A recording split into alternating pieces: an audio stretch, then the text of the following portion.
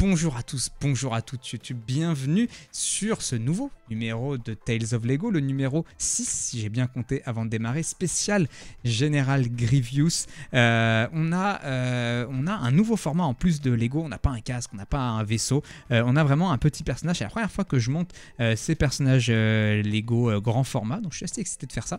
Et on a aussi un personnage assez intéressant et finalement assez peu connu du grand public puisqu'il est présent dans un seul film, c'est le General Grievous. Et pourtant il est extrêmement présent dans l'animé et il a une histoire assez intéressante. Et pour compter cette histoire, qui de mieux que ce très cher Yarlen. Bonjour à toi. Bonsoir. Bonjour Pépito, bonsoir à toutes et tous. Ça va bien? Enchanté. Ah oui, écoute, bientôt en vacances, demain soir plus précisément. Oh, ça fait plaisir, ça fait plaisir. Du coup, on a un homme presque détendu avec nous. Et c'est une soirée spéciale parce qu'il y a 75 personnes dans le chat. C'est la première fois que ça arrive pour un Tales of Lego, mais il y a une énorme news de Star Wars, l'Héros des Galaxies, qui est passée juste avant. Donc forcément, on a fait rester les gens. On a teasé qu'on en ferait un petit peu après.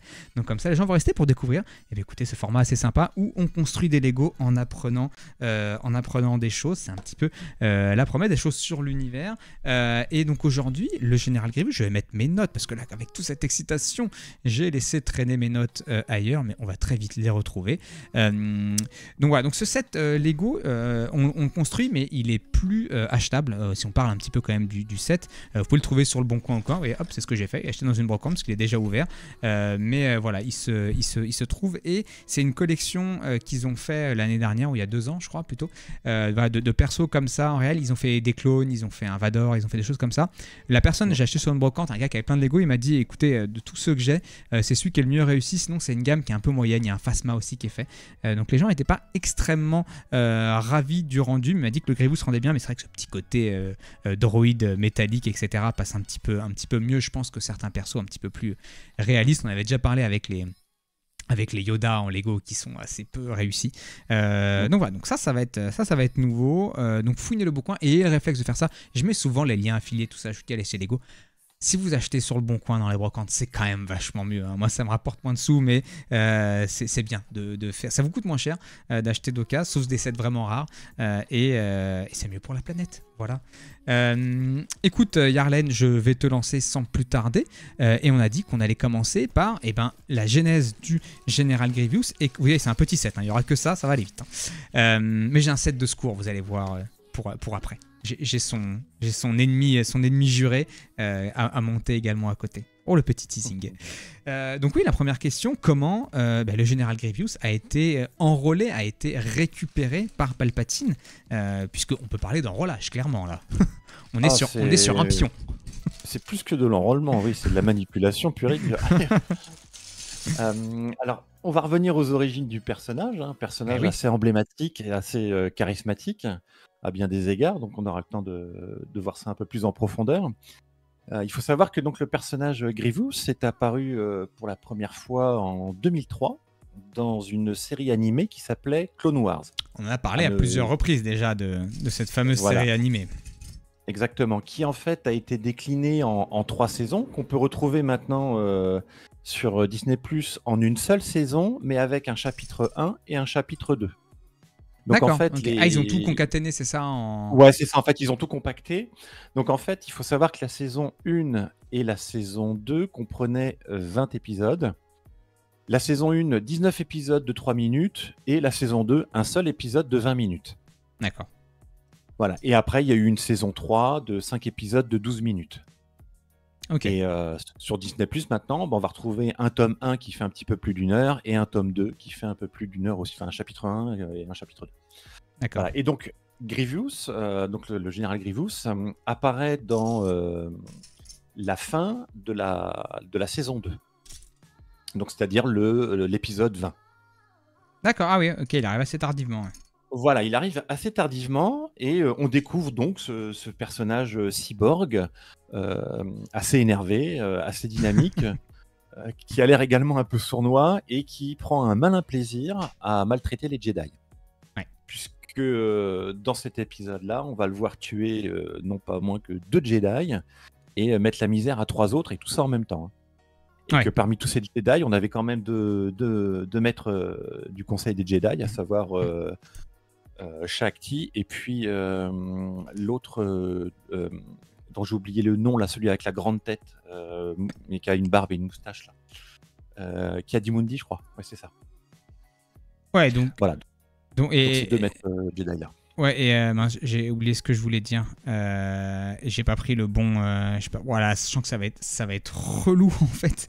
Parce que les pièces se ressemblent beaucoup. Je sens que je vais galérer. Oui, c'est la première mort de Shakti. On avait parlé de ça dans d'autres émissions. Parce que. Non, c'est la deuxième mort de Shakti. C'est pas la mort de Shakti, parce que dans cet épisode-là, en fait, dans cette série-là, elle ne meurt pas. Ah, d'accord, ok. C'est que dans la série The Clone Wars, où on aura. En fin de série, un épisode dont on avait parlé justement où Yoda voyait des espèces de visions, et parmi l'une de ces visions, on voyait donc Shakti se faire tuer. Voilà. Okay. Donc notre personnage, voilà, il arrive dans cette série-là pour la première fois en 2003. Il faut savoir que la série, elle va durer de 2003 à 2005. Et en fait, c'était la volonté de George Lucas, de faire la transition entre le film épisode 2, qui était sorti donc en 1999-2002, et l'épisode 3, qui sortait donc en 2005. Donc chronologiquement, c'est bien sorti entre les deux. Exactement. D'accord. Voilà. Ah, ça, je savais pas, ça, que c'était vraiment... en fait, oui, donc les gens, les vrais, ils connaissaient déjà...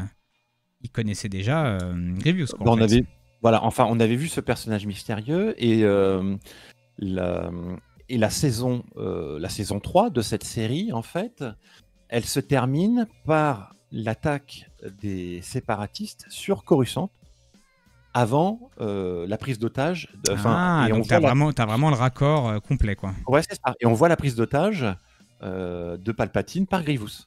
Ah, j'ai pas vu ce truc, il faudrait que je regarde ça. Moi, je conseillerais en effet tous les fans de revoir cette série. Bon, faut aimer un petit peu le style graphique, parce qu'il est assez particulier, le style, effectivement. Voilà, c'est ça. Mais la série est quand même assez intéressante, et notamment d'un point de vue historique, puisque ça permet de faire le lien entre les deux films. Ouais. De manière assez cool. Voilà, donc c'est là qu'apparaît notre... Et la cause de l'asthme. Exactement, Rogal, il a tout à fait raison, parce que à la fin un vilain virus. Du dernier épisode, donc il s'en va dans sa navette avec Palpatine, et tu as Mace Windu qui lui court après. Il y a un bref échange, mais Grievous réussit à prendre la fuite. Mais avant ça, tu vois Mace Windu qui manipule la force à distance et qui lui broie la cage thoracique. Ah.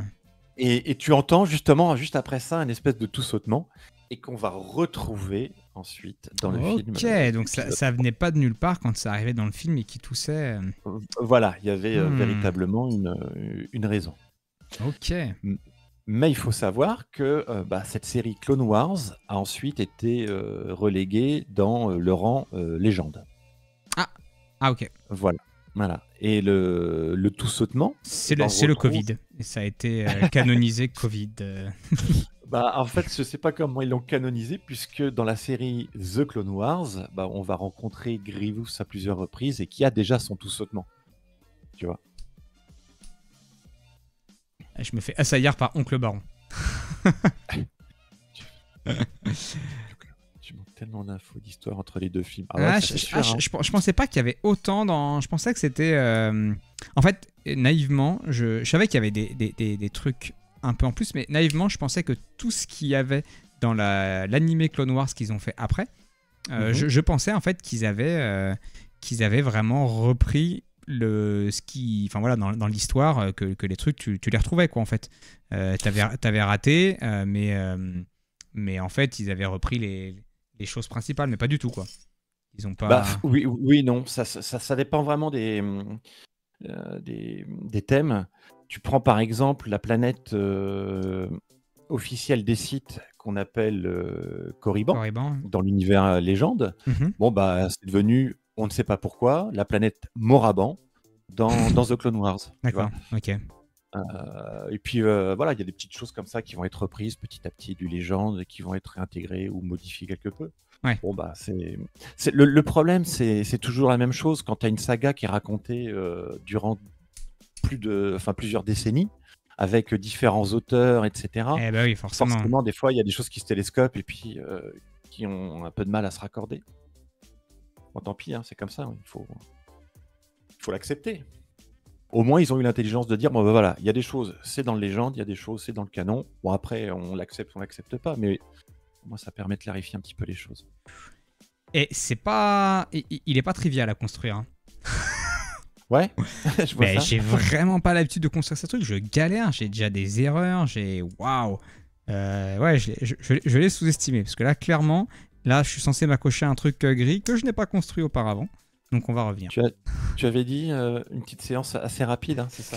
Ouais. Bah, écoute, Bon, là, non, mais je pense que c'est juste lui que j'ai pas accroché. Bah, si, pourtant. Ah, mais à un moment, je pense que j'aurais dû retourner le truc et je ne l'ai point fait. Genre là, j'aurais dû le tenir comme ça. Et rentrer ça. Ben non, ça marche pas. Qu'est-ce que c'est que ce bordel? Oh, l'angoisse. Bon, vas-y, continue.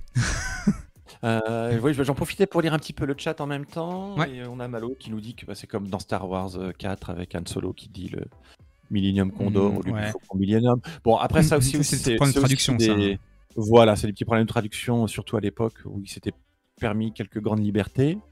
Ouais, clairement. Donc, pour en revenir à notre personnage Grievous, donc, il est apparu, comme on vient de le dire, dans cette série Clone Wars. Il est ensuite apparu dans l'épisode 3. On l'a déjà fait à une émission, je crois, l'autre fois, mais c'est vraiment n'importe quoi.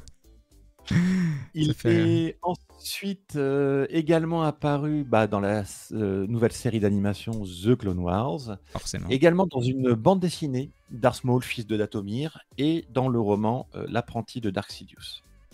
Voilà, pour ceux qui veulent un petit peu plus de sources d'informations, vous pourrez trouver ceci.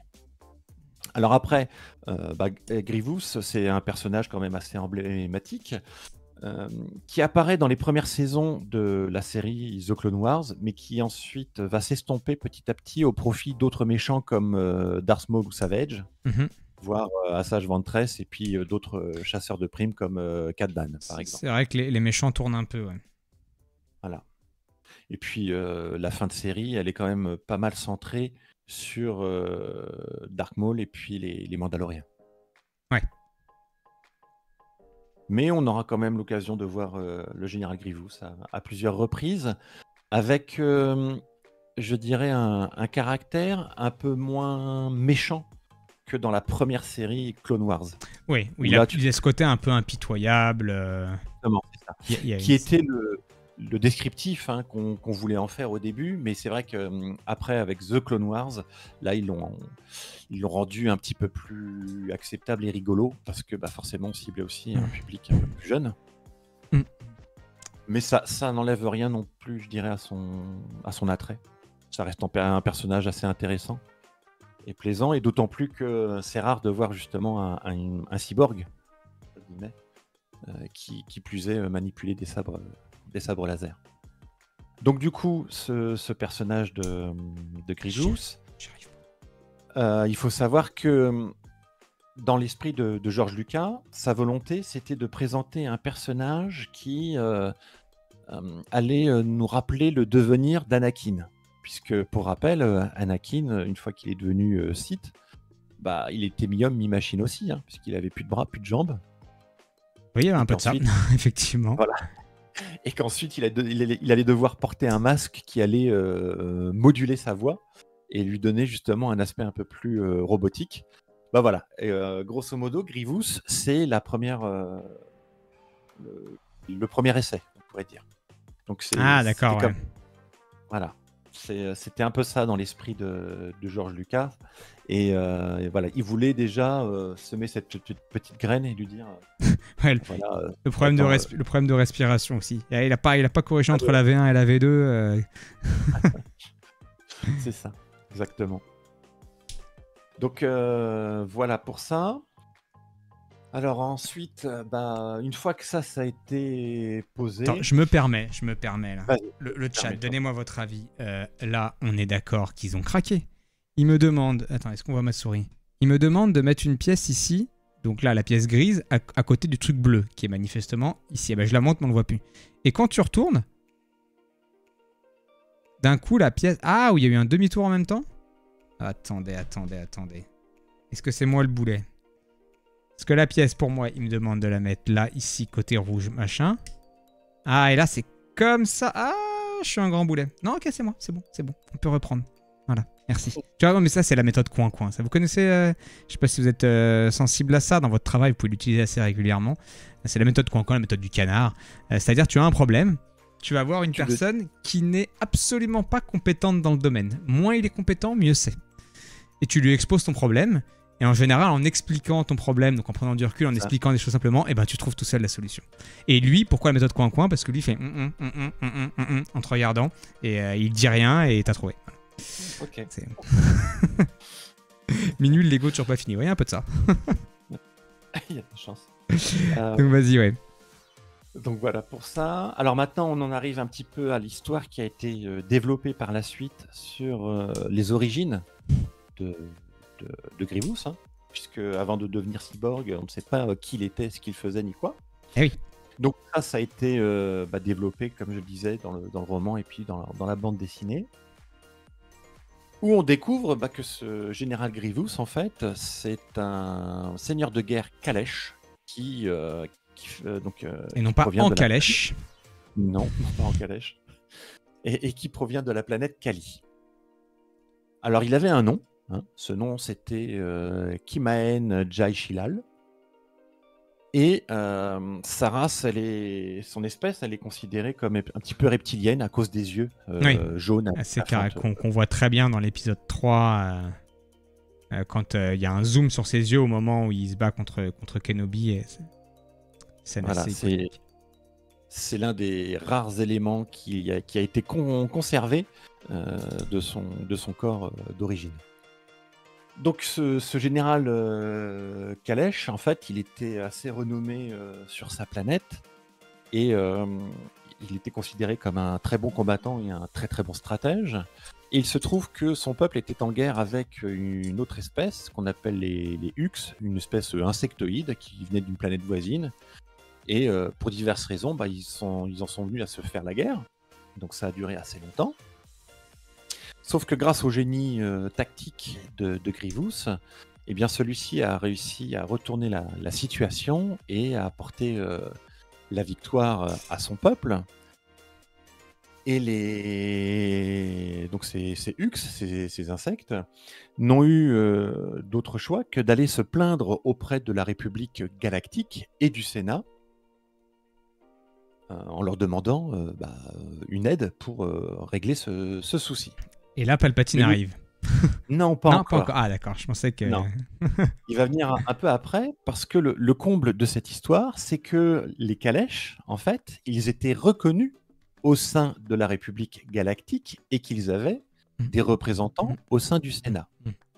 Ouais. Mais pour une sombre raison, il se trouve que la République galactique a pris parti pour les Hux, au grand désarroi des Kalesh. Parce que pour eux, en tant que membres du Sénat, la République galactique était donc forcément leur allié. Oui. Et quand ceux-ci ont dit « bah non, mais en fait... c'est vous qui avez commencé. » Ouais, c'est un peu ça, voilà, les Hux, c'est eux en fait les victimes, c'est pas vous. Hein. Donc du coup, vous allez devoir payer les réparations. C'est ce qui s'est un peu passé. D'accord. Donc là, forcément, les Kalesh l'ont très mal pris, et encore plus un Grievous, puisque tu as une délégation d'une 50aine de Jedi qui ont débarqué, et puis qui ont dit, bon voilà, maintenant vous allez arrêter votre bazar, hein, vous allez faire la paix, vous allez vous serrer la main, et puis les Kalesh, vous allez payer. D'accord. Qui a également mis en difficulté le peuple Kalesh, parce qu'ils se sont retrouvés un petit peu on va dire, dans la précarité, puisqu'ils avaient des frais à investir, enfin à dépenser pour payer les Hux. Donc du coup, eh bien, d'une nation qui était fière et puis assez puissante, c'est devenu une nation un petit peu en difficulté. Donc ça n'a fait qu'alimenter le ressentir de Grievous, sa colère, et finalement une sorte de... Sa haine de la République, quoi, un peu. Ouais, voilà, et d'autant plus des Jedi, puisque il estime que ce sont eux les fautifs, dans la mesure où c'est eux qui ont débarqué en tant que représentants du Sénat pour dire, voilà, non, vous arrêtez tout ça. Sauf que dans l'ombre, bien évidemment, les succès de ce grand général Kalesh, eh bien, n'étaient pas tombés dans l'oreille d'un sourd, puisque Palpatine en avait eu vent. Et comme il commençait à fomenter son idée de rébellion avec les séparatistes, il s'est dit que ce serait bien d'avoir une marionnette qui serait mise en avant, voilà, et J'ai cassé mon dernier joujou. et qui prendrait la direction des opérations. Cela dit, on demande à quand remonte le conflit. C'est vrai que pour situer, est-ce qu'il avait déjà perdu son apprenti Maul Techniquement, ça doit être à peu près dans cette période-là, oui. D'accord, ok. C'est après la perte de Maul. Et puis, de toute façon, c'est le début les prémices du conflit aussi. Voilà, entre républiques séparatistes. Enfin voilà, le début, un peu ce qu'on voit dans l'épisode 2, là, quand ça commence, la tension commence un peu à monter, etc. On est un peu avant cette période-là, quoi. Parce qu'en fait, voilà, exactement, parce que Grievous, il faut savoir, mais on le voit pas dans le film, mais il était présent sur Geonosis lors de la bataille des clones, quand ils sont arrivés pour sauver les Jedi survivants. Donc Grievous était déjà présent en tant que cyborg pour Palpatine. Donc voilà, ça s'est fait un peu avant quelques années avant l'épisode 2. Donc notre cher général Grievous, eh bien, reçoit la visite d'un des membres des séparatistes, de la Confédération des systèmes indépendants, et plus précisément de San Hill, qui est membre du clan bancaire intergalactique. Et donc là, il lui propose une sorte de partenariat en lui disant, voilà, vous pourriez prendre part à quelques petites actions, pas très très méchantes, et en échange de quoi, eh bien nous, on vous soutiendrait financièrement. Ça commence toujours comme ça. Voilà, c'est ça. Et après, les gars est tellement mouillé que t'as plus le choix et tu dis oui à tes choses. Je vous recommande The Push. Je sais pas si vous connaissez. C'est quoi ça déjà ? J'en parle après, je te laisse finir, après je vous parle de The Push. Sauf que lui, le général Grievous, dans sa mentalité, c'est quelqu'un qui avait encore des principes, qui voyait à l'époque, une certaine vision de la guerre, etc., et qui refuse ce partenariat. D'accord. Grand mécontentement de Sidious et de Dooku. Donc là, ils se disent que ce serait quand même dommage de perdre bien cet individu qui est quand même assez compétent dans son domaine. Potentiel pour être un bon allié. Voilà, c'est ça. Donc, ils vont réfléchir à trouver un moyen de le faire basculer de leur côté. Et le comte Dooku n'a ni plus ni moins que la bonne idée de faire sauter son vaisseau personnel en se disant que on récupérera ce qui reste et avec un peu de chance, s'il est encore en vie, eh bien, on lui racontera une petite histoire et qui fera qu'il nous rejoindra définitivement. Dark Sidious approuve le plan et du coup, Dooku piège la navette personnelle de Grievous qui avait décidé de s'envoler justement pour une mission. Sauf que sa navette, elle explose, il a à peine le temps de s'éjecter de la carcasse et ensuite d'être récupéré par Dooku et des robots, des Maniagards justement. Après quoi son corps va être ramené et va bénéficier des talents de médecine de Kamino. Non, des Géonosiens, pardon. D'accord. Voilà. Et donc là, en fait, il va se passer tout un tas de choses avec son corps. Donc il faut imaginer que à ce moment-là, le général Grievous n'est plus qu'un homme tronc. Il n'a plus de bras, il n'a plus de jambes, il a encore sa tête. Ok. Sauf que ils veulent expérimenter leur idée de cyborg super combattant. Donc du coup, ils vont conserver uniquement ce dont ils ont besoin, à savoir, entre guillemets, son cerveau, ses yeux, et puis quelques autres organes. Et tout le reste sera mécanique. Ok. Voilà, suite à cette expérience, en fait, Grievous n'aura plus que 5% de vivants et tout le reste, les 95 autres pourcents, n'est plus que de la machine. D'accord. Mais il reste, il reste avec une conscience. Eh ben non, c'est ça qui est en plus terrible, c'est que il va se passer tout un tas de choses. Déjà, il souhaiterait rendre ce guerrier, parce que le but, c'est d'en faire un tueur de Jedi aussi, hein. D'accord. Ouais. Ils savent qu'il est extrêmement compétent dans le domaine militaire, hein, parce qu'il a remporté beaucoup de victoires, et qu'en plus, au niveau martial, il sait quand même bien se battre. Mais ils veulent accentuer encore plus ça, notamment pour en faire quelqu'un qui puisse tenir tête aux Jedi. Donc, il faut savoir que le maître Sifo Dyas, qui a donc été assassiné par Dooku, le corps a été conservé dans le vaisseau personnel de Dooku. Et ils vont faire ils vont lui injecter du sang de Sifo Dyas de façon à rendre Grievous sensible à la force. Non pas pour qu'il puisse la manipuler, c'est trop compliqué, mais pour qu'il en soit au moins sensible, de façon à pouvoir manipuler correctement le sabre laser, et puis également de façon à pouvoir développer ses sens déjà quand même assez... Et ça explique pourquoi, parce que moi je me disais, mais attends, c'est pas un Jedi, tu le prends, tu le soulèves et tu l'éclates, quoi, Grievous.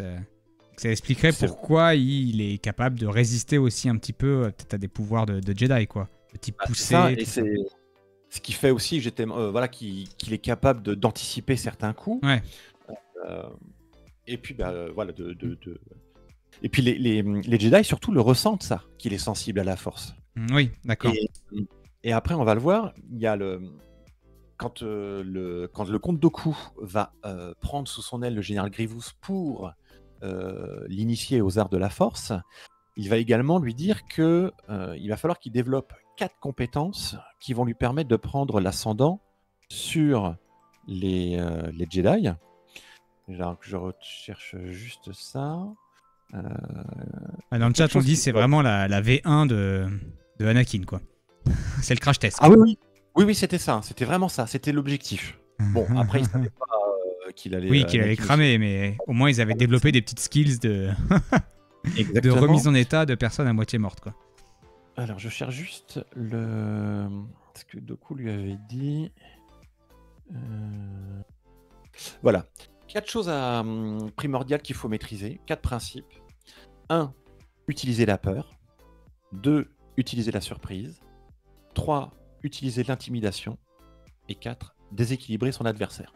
D'accord. Aussi bien au sens propre qu'au sens figuré.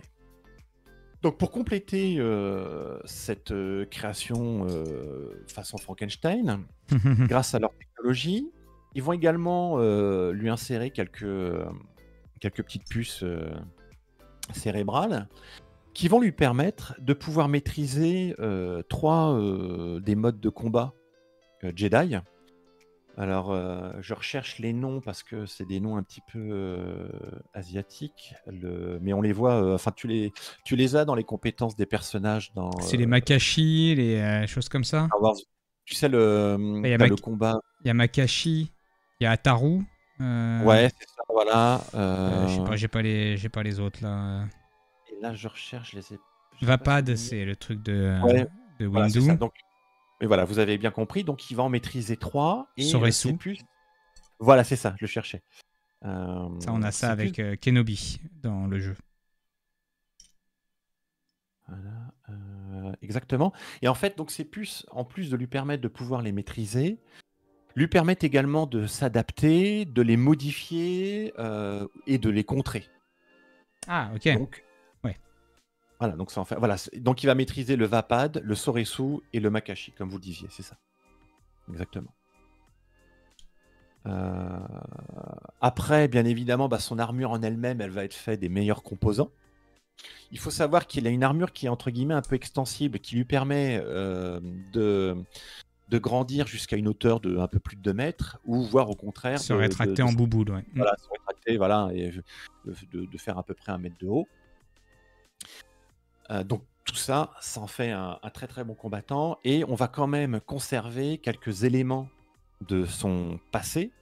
Donc il y aura 2 choses, il y aura ce fameux masque qui représente une sorte de crâne là, qui était un attribut Kalesh qui représentait une divinité, auxquels sont accrochés deux petits crochets. C'est les espèces de pointes que tu vois descendre une façon un peu barbichette, tu sais, sur son... Oui, ok, ouais.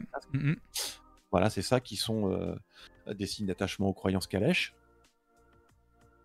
Et il aura également un blaster et puis également un grappin. Ok, je savais pas. Et dernière chose, Doku va lui donner un... Ah mais ça je le dis pas. Ça je le dis pas parce que ce sera une question du quiz, c'est vrai. Hop. Voilà, donc il va passer quand même un certain temps dans les cuves et puis sur la table d'opération pour devenir cette monstruosité. Et il aura également en plus, il va être un petit peu modifié cérébralement. Il va garder que très peu de choses de son passé en termes de souvenirs, mais par contre, on va accentuer sa colère. D'accord. Voilà, et ce qui en fait ensuite un être vraiment sans pitié. Parce que durant de son vivant, c'était un guerrier, un combattant avec un certain honneur, mais là, en fait, c'est tout fini. ce qui s'oppose à lui, voilà, exactement, s'en débarrasse sans aucune pitié. D'accord. Ouais. Et donc, pour s'assurer que ça fonctionne, une fois qu'il va être sorti de sa cuve, Doku va le mettre dans un vaisseau, seul, et il va attendre qu'il se réveille. Et en effet, une fois Grievous réveillé, quand il va voir ce qu'il est devenu, il va rentrer dans une rage assez monstrueuse, en cassant tout ce qu'il y a autour de lui, etc. On en revient à l'épisode 3. Les nombres de parallèles sont assez incroyables. Et donc, bien évidemment, sous l'œil vigilant de Doku, et qui se réjouit du résultat. Et c'est à ce moment-là qu'il se dit c'est bon, nous avons réussi. Donc, il va le recontacter en lui proposant de nouveau ce marché. Ouais. En lui disant que ce sont les Jedi, les vils Jedi qui ont piégé son vaisseau. D'accord, et donc ils l'ont sauvé. Exactement. Et là, Grievous va définitivement plonger dans le côté obscur et va accepter de travailler en tant que général pour les séparatistes. Parce que, bien évidemment, Doku ne lui parlera jamais de Dark Sidious. D'accord, ok. Ah ouais, donc il est vraiment... Ouais, ok. Et ensuite, pendant plusieurs mois, il va l'entraîner aux arts Jedi, comme Grievous le dit dans l'épisode 3. Et c'est vrai que Xam dit c'est moche qu'on lui a fait, c'est vrai qu'il a rien demandé, quoi, en fait, lui. Ah oui, tout à fait, hein, c'est encore un parfait exemple du machiavélisme de Dark Sidious. Hein. Oui, parce que Doku, par exemple, il rejoint, bon, peut-être qu'il voulait pas aller aussi loin, mais à la base, il va... Bon, il fait quand même la démarche, quoi, un peu plus, quoi. Là, non. Et lui, disons que lui, il s'est fait rouler, quoi. Il était parti pour partir en guerre comme il le faisait contre la République, quelque part. Mais pas de devenir cette machine monstrueuse. Merci, bonsoir Clicker, et merci pour le renouvellement d'abonnement. Avec un flacon. Oui. Ouais, c'est ça. Et justement, d'ailleurs, en effet, il a été conçu pour pouvoir survivre dans l'espace, puisqu'en fait, ses organes vitaux sont sous une espèce de poche hermétique. Ah, d'accord. Voilà. Qui lui permettent de tenir dans l'hyperespace. C'est vrai qu'on le voit à plusieurs reprises. Voilà. Ça.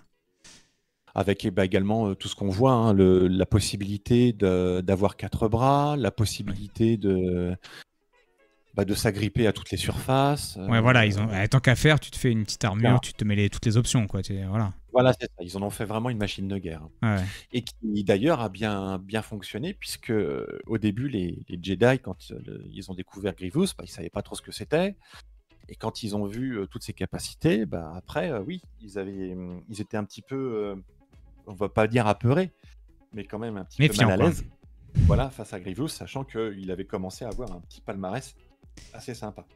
Bah oui, il y a ces fameux, alors je sais pas si tu en parles maintenant ou plus tard, mais ces fameux sabres qui collectionnent, et puis cette fameuse... Exactement. Cette fameuse alors phrase.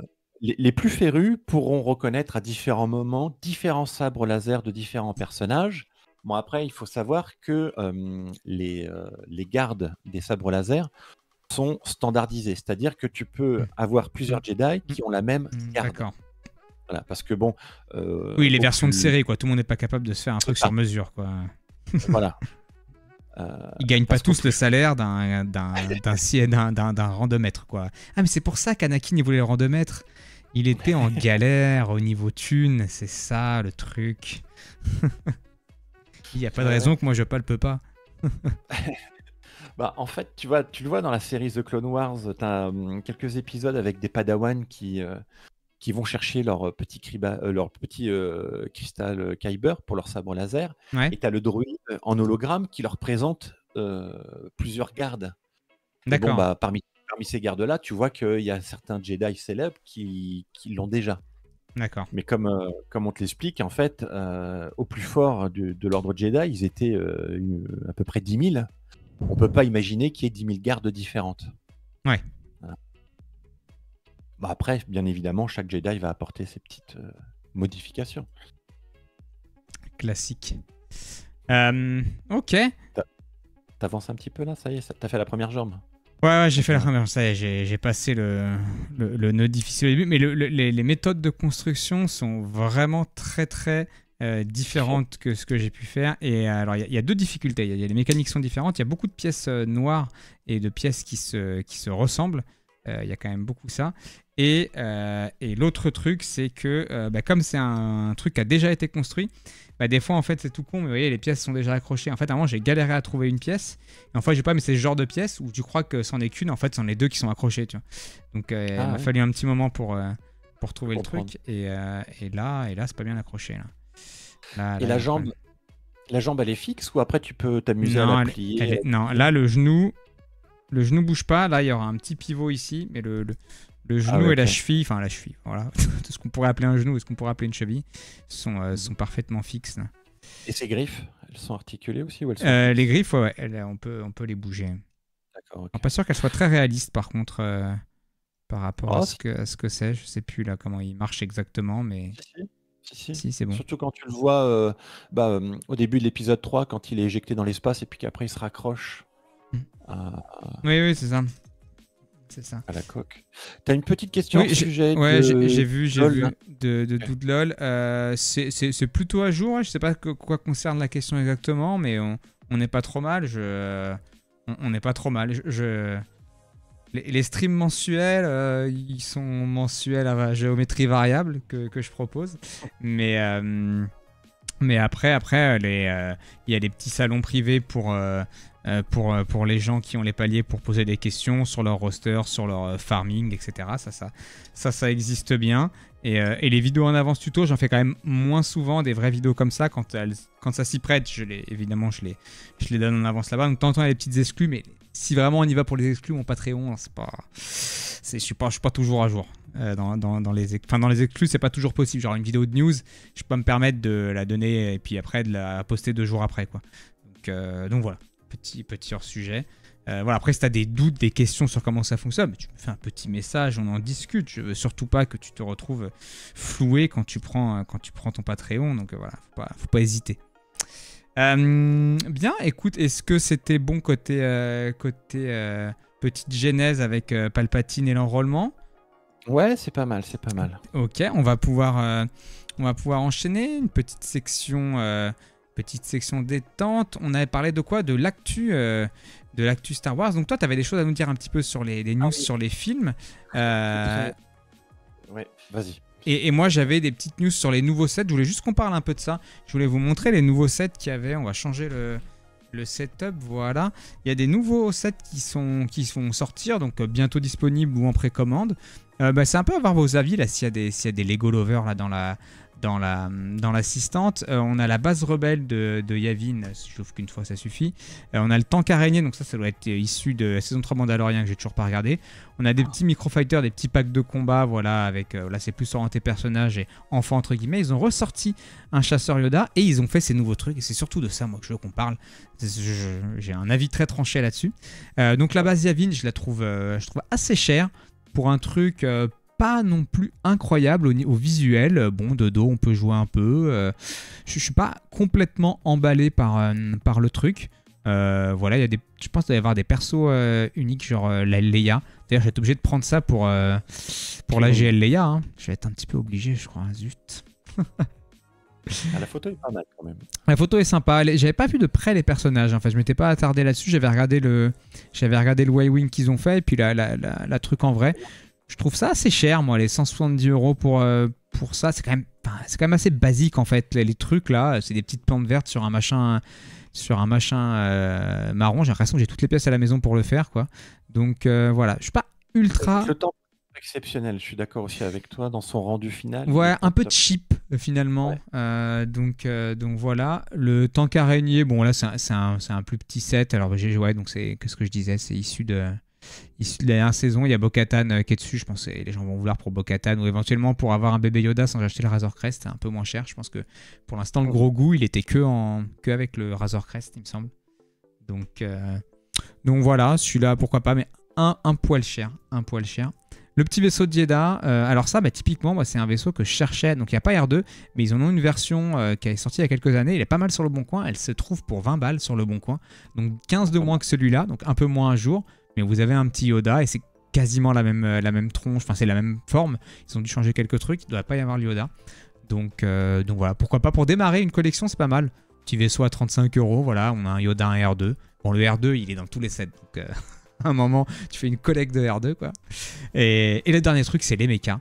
Et alors, moi, je suis absolument pas convaincu. Le Vador est dégueulasse. J'aime vraiment, mais pas du tout. La petite tête au milieu du gros truc, ils ont repris les trucs qu'ils avaient fait avec Iron Man.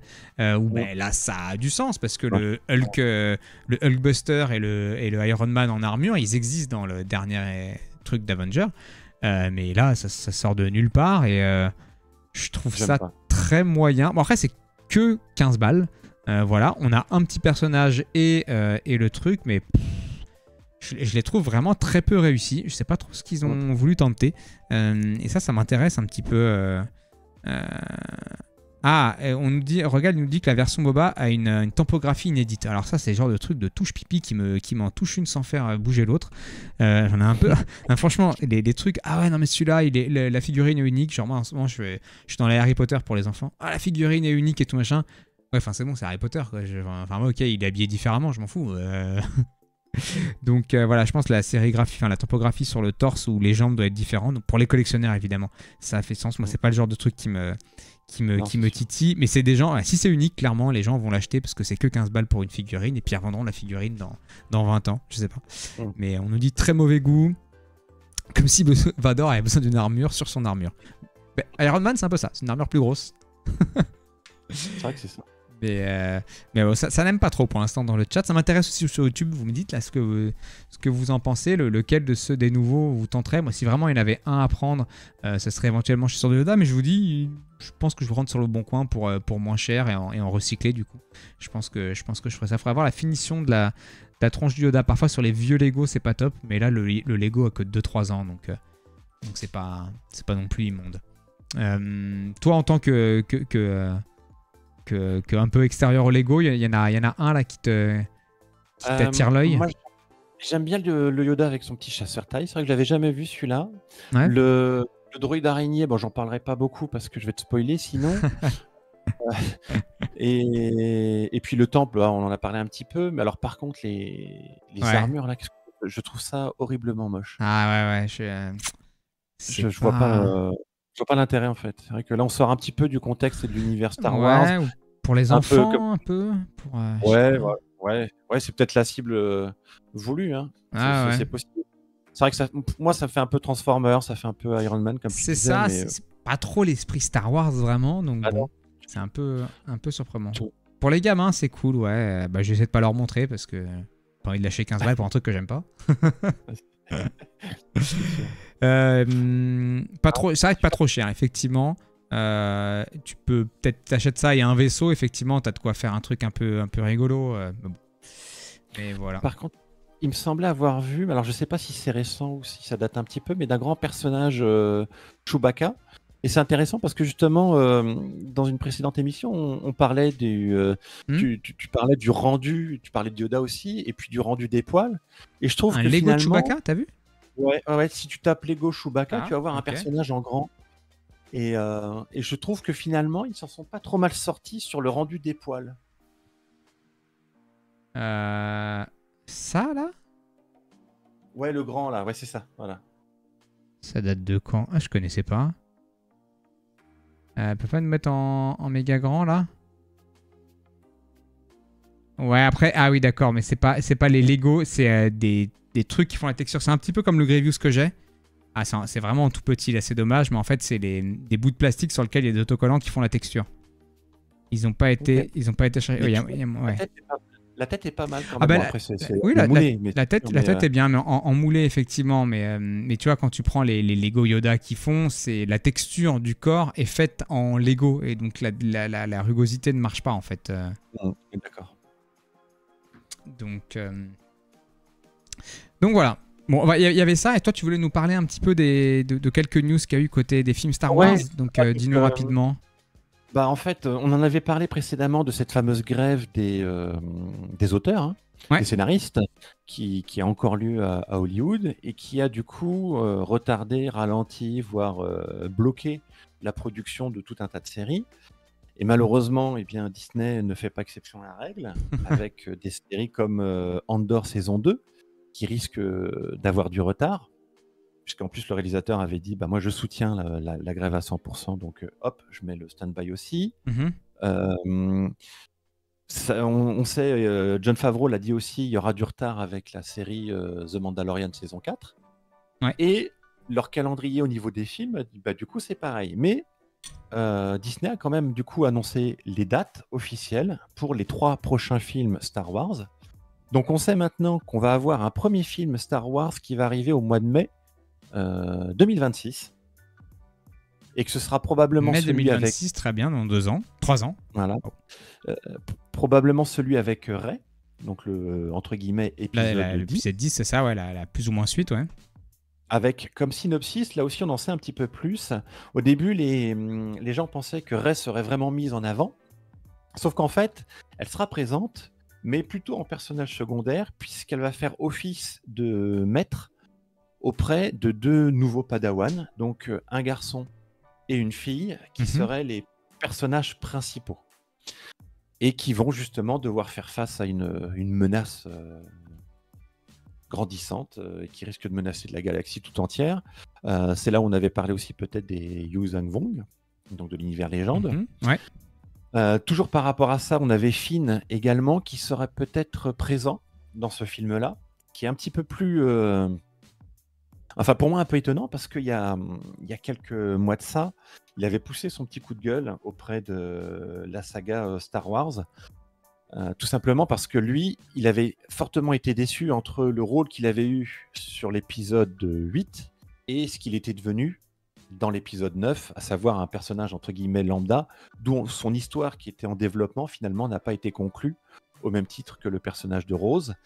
Et là, il était rentré dans une vision un petit peu particulière en disant que de toute façon, c'est peut-être vrai aussi, mais à Hollywood, les personnages noirs étaient relégués au second rang et finalement avaient toujours moins d'importance que les blancs. Et moi, ça m'avait étonné qu'il n'y ait eu aucune réaction par rapport à ça de la part de Disney, puisqu'après, il terminé en disant bah voilà, pour moi, j'en ai fini avec la saga Star Wars. Ouais. Et puis, bah, étonnamment, finalement, là, on apprend qu'il serait peut-être pressenti pour revenir dans cet épisode 10. Potentiellement l'appel de l'argent, je ne sais pas. Ouais, peut-être. Et changement de mœurs. Non, mais ok. Alors, peut-être aussi Disney a entendu son discours et s'est dit bon, bah, on va éviter toute polémique. Peut-être changer des choses. Ouais, voilà, c'est ça. Il lui redonnait un peu comme pour le personnage de Jar Jar Binks qu'ils ont mis aussi en avant. Et oui, on pense à tous ces Gungans qui ont dit les Gungans ne sont pas assez bien traités à l'écran. On se souvient de tout ça.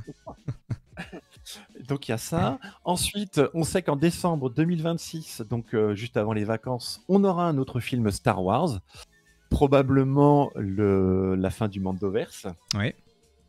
Et que en décembre 2027, donc un an plus tard, nous aurons le 3e film Star Wars qui lui devrait être consacré à la genèse de la Force et des Jedi. Ouais, pareil. Voilà, donc 25 000 ans avant on a un peu plus de dates concernant tous les projets tous les projets qui avaient été annoncés à la Star Wars Célébration, quoi.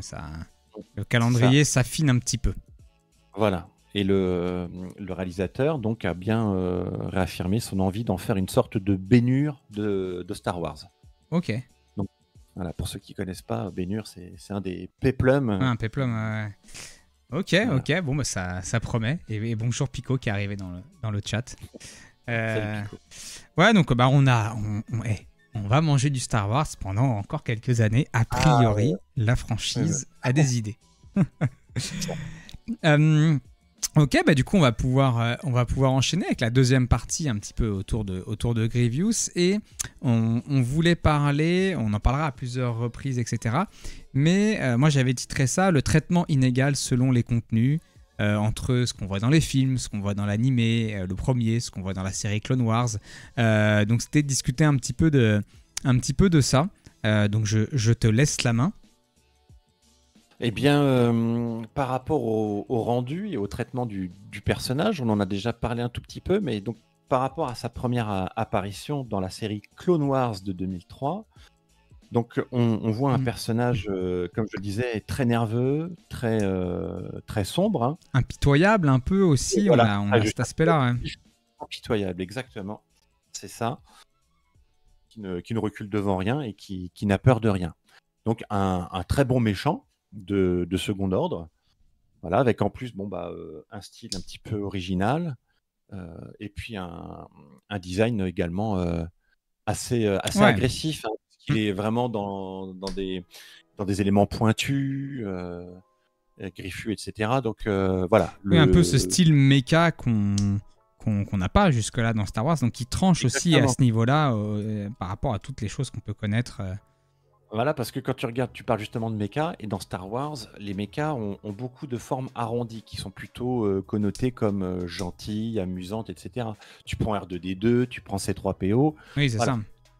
Alors que lui, il est avec soit des éléments pointus, aigus, soit angulaires. Serré, des trucs comme ça. Tout à l'opposé, donc on est bien dans quelque chose de méchant et de menaçant et d'agressif. Donc on a ça. Ensuite arrive l'épisode 3 qui sort au cinéma avec un rendu en image de synthèse très propre, hein, quand même, il faut le dire. Hein. Ça rend super bien. Voilà, t'as pas d'acteur pour jouer de la synthèse. C'est clair et c'est propre. Et c'est très propre, d'autant plus que tu le vois avec toute une panoplie de gestuelles différentes. Entre le début du film où il s'accroche à la coque... oui, parce qu'on ne sait pas. Enfin, vas-y, pardon, je te laisse finir. Continuer. Non, vas-y. Non, mais je dis au début, c'est vrai qu'on ne le voit sortir ces 4 sabres laser que finalement dans l'affrontement Kenobi. Au départ, on ne le voit pas. Donc il y a aussi cette surprise, voilà, ces différents degrés dans le personnage à ce niveau-là qui sont quand même assez cool. C'est bien amené, c'est ça, c'est bien amené parce que en fait, on se rend compte qu'il a toute une panoplie d'équipements, d'armements, et que finalement c'est un personnage qui s'adapte, comme le veut le fait que ce soit un combattant, à toutes les situations, et qu'à chaque situation, finalement, il a une réponse. Ouais. Et la scène où il sort ses 4 sabres, elle reste ultra mythique, quoi. C'est ça, parce que tu sens une bonne claque au cinéma. Ouais. Voilà, c'est ça. Tu vois les bras déjà qui se séparent en deux, bing, bing, bing. Ensuite, donc tu as les 4 sabres laser qui vont s'activer. Et puis après, quand il passe en mode rotatif, c'est encore plus bluffant. C'est vrai. T'as ça, t'as aussi le fait quand il s'accroche aux parois, au plafond et qu'il court comme un cafard. Oui. Ça aussi, super original. C'est clairement une belle réussite au niveau du style, ce qu'ils ont fait avec lui. Et puis pour ajouter encore un peu de prestance à ce personnage, eh ben, ils ont eu la bonne idée de lui donner une cape. Ça marche toujours, les capes, ça marche toujours. Parce que tu sais que du coup, ça lui donne un certain statut par rapport aux autres qui l'environnent. C'est ça. Donc tu l'identifies comme chef, comme commandant. Et ce qui est intéressant dans sa démarche, par contre, c'est qu'il est un peu voûté. Donc ça ajoute un petit côté... tu sens qu'il y a une faiblesse, c'est un peu comme le talon d'Achille. Donc t'es face à un super combattant, il n'y a pas meilleur que lui, mais il y a quand même une faiblesse. Tu sens qu'il y a une fragilité sur ce personnage. Et qui est assez bien présenté dans le film, parce que c'est un type très fort, mais qui fuit en fait. C'est Voilà, c'est vraiment ce qui montre beaucoup, ce qui est beaucoup montré dans le film, quoi. C'est ça. Il est présenté comme comme quelqu'un de fort, mais de fuyard, quoi. voilà, un peu un lâche en fait, parce Un peu un lâche, que oui, clairement. quand la situation commence à s'envenimer, bah, systématiquement, finalement, il va prendre la poudre d'escampette, hein, comme on dit. Ah bah clairement, il a pas le niveau contre Kenobi et Anakin. Et alors que dans la série Clone Wars, bah, il avait le niveau et Dooku avait dit que, suite à la formation de Grievous, avait dit qu'il aurait beaucoup de mal à battre Grievous si jamais il devait l'affronter en combat singulier. Voilà. Mais entre guillemets, son niveau a été un petit peu nerfé dans la série Clone Wars et puis dans l'épisode 3. Bonne soirée à toi. Ciao, Fossoyeur.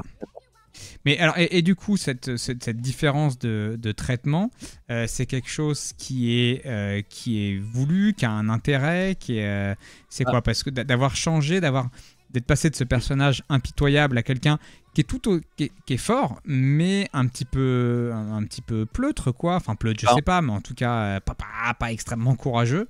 C'est quoi? C'est dans un anime. Ouais, voilà. C'était qu'ils prennent la vedette à un autre méchant. Un Palpatine. Voilà, c'est ça. Ouais.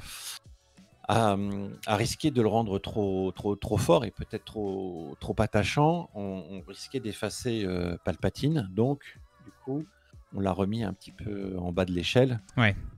Voilà, pour pas ça peut faire un méchant d'animé, mais dans un film, il pouvait pas, quoi. Exactement. Mais alors, du coup, vas-y. Rogald, donc dans la série Clone Wars, bah, tu vois que les Jedi, il les surpasse et il est même capable d'affronter plusieurs Jedi en même temps. Dans l'épisode où il apparaît pour la première fois, comme je le disais tout à l'heure, il est quand même face à 5 Jedi, dont 2 maîtres Jedi. Et il les fait flipper vénère. Et il leur met tous la fessée en même temps. Ouais. Tu vois, et pareil après, quand il prend d'assaut le Coruscant pour kidnapper Palpatine, là aussi il va affronter des Jedi et il va quand même leur tenir la dragée haute. Alors que dans l'épisode 3, bon bah là ça devient un peu plus difficile, où il va essayer de... Ah bah on ne le voit pas battre un Jedi. Non, c'est ça. Le seul vraiment qu'il va affronter, c'est Obi-Wan. Et puis, bah, finalement, il va se faire... voilà. Il mène quand même la vie dure à Obi-Wan. C'est un joli combat. Ah oui, le combat est très joli. En plus, tu as une course-poursuite. Ah non, la scène est géniale. Sur Otapu, c'est trop bien. Voilà. Mais il est pas du même niveau. Et puis, comme ensuite le soulignait Rogald dans The Clone Wars, bah oui, il va affronter d'autres Jedi. Et le seul qui va tuer, c'est un padawan, s'il te plaît. Un petit padawan, Mon Calamari. Voilà, les autres, bah, il est obligé de prendre la fuite, quoi. Ou alors de leur tendre des vilains pièges assez sournois pour prendre le dessus. Donc, ce qui fait qu'il diminue encore, enfin, plus les contenus sur lui arrivent, moins il a de puissance, moins il a d'aura, presque, j'ai envie de dire. En fait, on devient un personnage un peu risible dans le sens où le côté tout est accentué et finalement où les seuls à qui il arrive à prendre le dessus, ce sont ces pauvres droïdes qu'il maltraite systématiquement. Voilà, c'est un peu ça. Voilà, donc ça en fait finalement un personnage amusant plutôt que terrifiant. C'est ça. Et donc, alors je sais pas si... attendez, sinon on peut mettre ça maintenant dans les sondages. On n'avait pas mis ça, mais on peut... on mettra plus tard. Donc oui, voilà, pour la différence. Est-ce que tu avais des choses à rajouter sur la différence de traitement? Il y a un traitement par contre pour ceux qui un peu Looney Tunes, c'est bien la remarque d'Abyss Dogs. Ça fait exactement ça en fait. Ça fait le méchant mais qui est un peu ridicule en fait parce qu'il se prend les pieds dans sa cape ou voilà, il le fait pas. Mais tu vois, ça aurait été ça que ça aurait été pareil quoi. C'est ça. Le Padawan pour ceux qui voulaient, c'est Nadar Webb. Voilà. On va apparaître et c'est le Padawan de Kit Fisto. D'accord. Mais par contre, un traitement que je recommande à ceux qui aiment Grievous, c'est celui de la bande dessinée, où on le découvre lorsqu'il était calèche. Graphiquement, les planches sont très très jolies. D'accord. Et le personnage, quand on le voit en tant que général, ça aussi, et puis voir tout ce qui lui arrive, et comme c'était souligné dans le chat, alors qu'il a rien demandé, voilà, c'est intéressant. C'est bien traité. Je suis en PLS. Mais c'est vrai, comme le dit aussi Abyss Dog, ça en fait un personnage qui n'est pas stéréotypé, dans le sens où il a quand même une certaine personnalité, et ça change de ce qu'on peut voir. Tu vois, c'est un méchant, et pourtant, ça n'a rien à voir avec un Dark Maul, ou un Savage, ou un Dark Tyrannus, par exemple. Oui, on a un autre style, quoi. C'est sûr. Et ça va faire un truc assez grand, hein, mine de rien, là. Je le mets sur... Alors, je suis pas un géant, mais mon avant-bras, ça va faire... Ah ouais, oui, ouais, non, je m'attends... Alors, j'ai pas la caméra de côté, parce que j'ai dû démonter des choses. Mais... Ah ouais. Mais je sais pas si... Alors, je me recule un peu. Ouais, ça fait un petit buste, quoi. Donc, puis on n'a pas encore fait la tête et tout. Plutôt agréablement surpris de ça. Donc, oh, et tu as un joli commentaire de Pico qui dit meilleur invité de la chaîne de Pépito. Ah, c'est à moi qui dis ça? Eh ben, je pense, c'est pas à moi. Il y a Grievous. Ah, il en sait des choses, Yarlen. C'est très gentil à toi, Pico, merci. Donc voilà. C'est vrai que ça commence à prendre forme, et c'est... Ouais, non, effectivement, le début est un peu poussif, mais parce qu'on découvre, mais ça a l'air d'avoir de la gueule. Du coup, et pour la suite, je voulais proposer un petit what if qui va un peu dans ce qu'on disait. On n'a pas parlé de la fin de Grievous encore, on en parlera un petit peu plus tard, mais je voulais vous proposer un what if, c'est qu'est-ce qui se passe.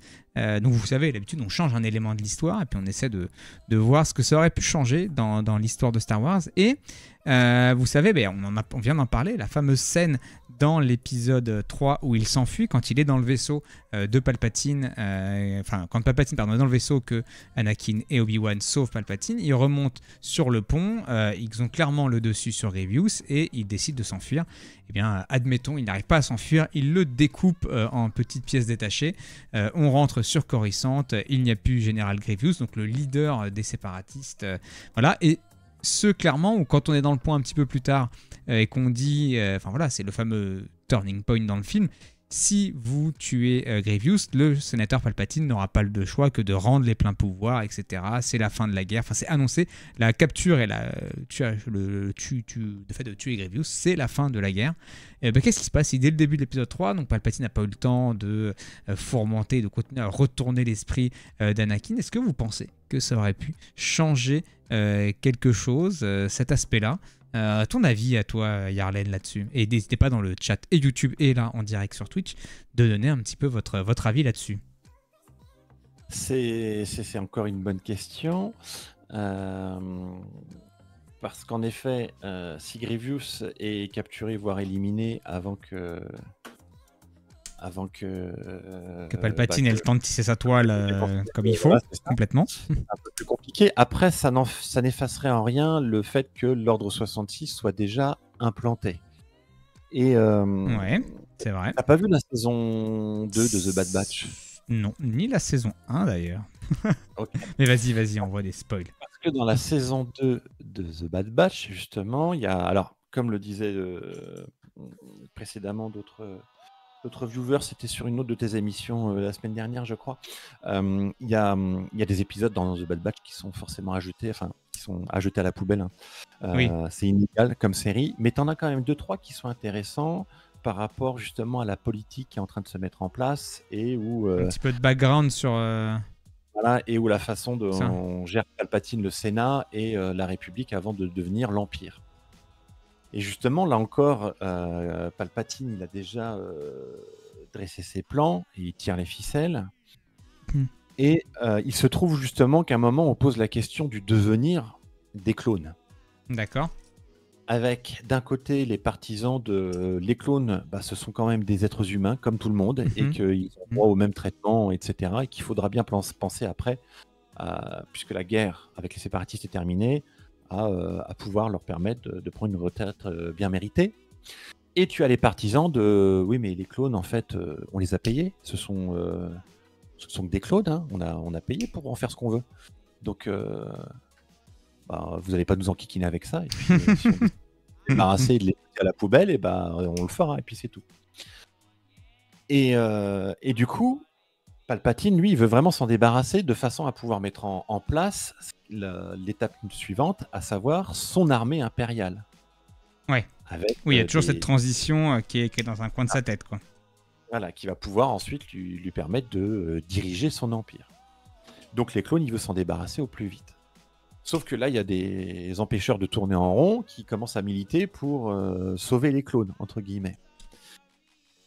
Et il se trouve qu'il va essayer de faire quelque chose qui ne va pas marcher, mais malin comme il est, il va réussir à retourner la situation et finalement à piéger ses détracteurs et finalement à permettre le lancement de son armée de soldats.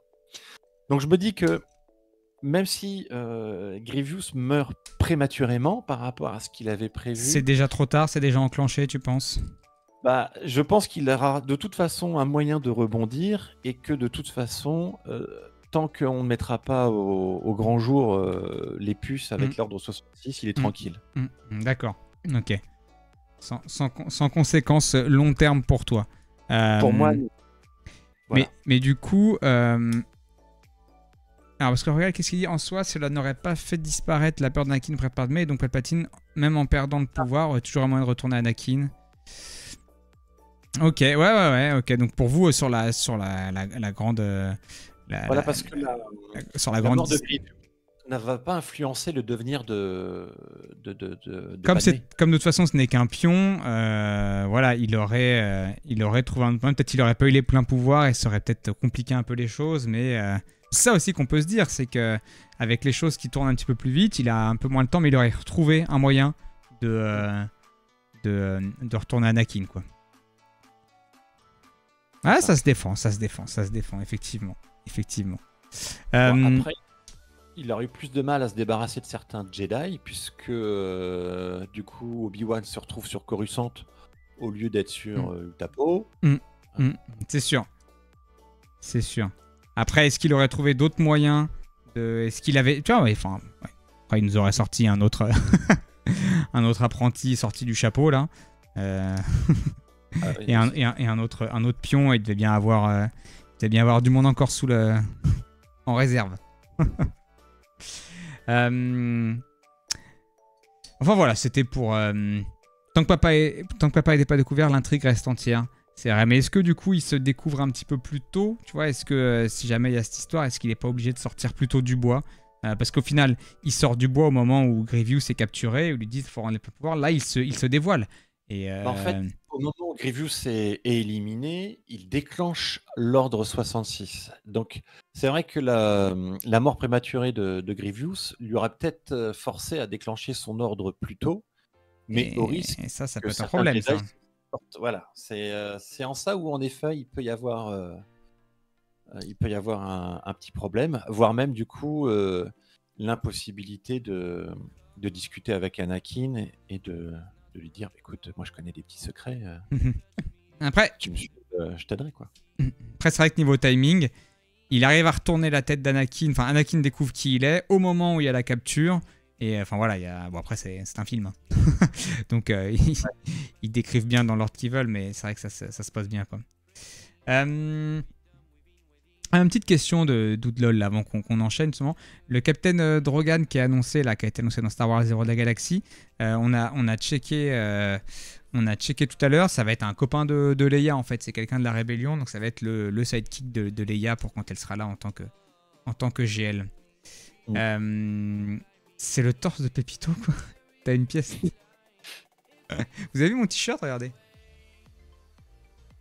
C'est un truc de vieux, hein. C'est une clé USB qui passe un entretien d'embauche face à une disquette et qui lui dit désolé, vous êtes surqualifié. Voilà, bref. Tes caches sur le bras, Pépito, sont à l'envers. Le côté main va vers l'épaule plutôt. Quoi? Au niveau de l'épaule, visiblement, il y a Bah un non, truc qui va. ça va côté main. Je suis bien là. Ça, ils sont Non, vers regarde, l'extérieur les deux. l'avant-bras, les avant-bras, tu les as mis à l'envers. Il faut que tu les mettes dans l'autre sens. Ah Regarde oui, par ok, rapport. dans ce sens. Ok, je croyais que c'était devant-derrière, mais c'est gauche-droite. Ok, j'ai compris. Et tous, du coup, j'ai tous ratés. Incroyable. Voilà, c'est ça. Enfin voilà, sur le Lego et sur moi-même, Ok, il faut que je me retourne mes avant-bras. Ça va être compliqué.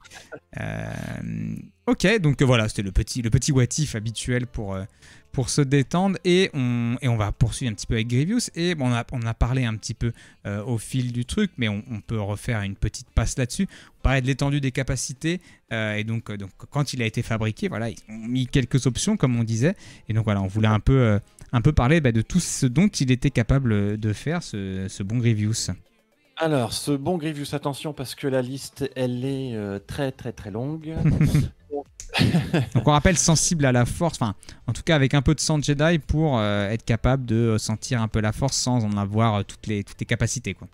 Ah, donc, dans le peu de sang qui circule encore dans son organisme, eh bien, on a mélangé un peu du sien avec celui du maître Jedi Sifo-Dyas, de façon à pouvoir le rendre sensible à la Par contre, force. je lui ai mis le torse sur le bras, ça a choqué personne par contre, hein.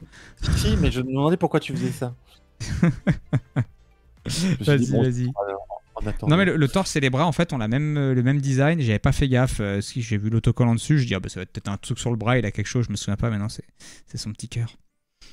Donc du coup, puisqu'on parle de petits cœurs, donc ces Voilà. organes vitaux, le cœur, les poumons, la colonne vertébrale et la tête, elles baignent dans un espèce de liquide nutritif verdâtre et qui est protégé par une fine couche d'un matériau qui lui permet de résister à n'importe quelle atmosphère, même au froid spatial. D'où le fait que voilà, quand on le voit dans l'épisode 3, dans l'espace, pour lui, ça n'a aucun effet. Ensuite, il a une carapace en alliage très très résistante. Qui lui permet, comme on l'a dit tout à l'heure, de pouvoir se rétracter ou de se déplier en fonction de ses besoins. Il a ensuite des circuits internes qui lui permettent d'assurer donc des flux d'énergie rapides tout en évitant la surchauffe. Et ce qui lui procure aussi une meilleure coordination visiomotrice. Qu'est-ce qu'il a d'autre? Il a des plaques de blindage rétractables. Il a un vocodeur, mais ça. Bon, j'espère que quand ils l'ont construit, Palpatine Doku, il était un peu plus doux avec moi avec le Lego. Ah mais t'as mis son bras à l'envers. Ses yeux, ils ont été améliorés par des implants cybernétiques. Donc voilà. Qu'est-ce qu'il a d'autre ensuite? Donc il a des pattes qui lui permettent de s'agripper parce qu'en plus elles sont magnétisées. Hein. Ah, c'est pas mal ça. Ah oui, voilà, du coup il peut adhérer à n'importe quelle surface. Et puis il est équipé et spécialisé pour le combat rapproché, avec une force assez puissante qui lui permet de broyer tout un tas de choses, notamment des corps, des bras. Notamment des corps, voilà. Donc, il a 4 bras rétractables, dotés dans chaque main de 6 doigts, pour un meilleur maniement des armes. Ah, j'en ai que 5 moi. Mais je crois, à un moment, en fait, tu le vois, il a 6 doigts, mais il les a pas. En fait, des fois, il les resserre. Ah, ben nous en avons que 5. Remboursé. Il a, comme je l'ai dit tout à l'heure, un blaster, il a son fameux grappin. Ensuite, au niveau de la mémoire, donc elle a fortement été 16 gigas de mémoire vive, un processeur cadencé. Son cerveau, il est doté de noyaux moteurs cybernétiques qui contiennent des algorithmes de combat et des programmes extrêmement sophistiqués, capables d'observer, d'analyser en détail aussi bien donc le Vapad que le Soresu ou le Makashi. D'accord, ouais. Voilà. Donc il peut reproduire toutes ces formes de combat au sabre laser. Il peut même inventer, comme je l'ai dit tout à l'heure, des variantes et les contrer très facilement. Et ensuite, son esprit, il est maintenant dépourvu de tout sentiment. Donc c'est un esprit qui est froid, il ressent pas la douleur aussi, ça c'est important. Ah, ok.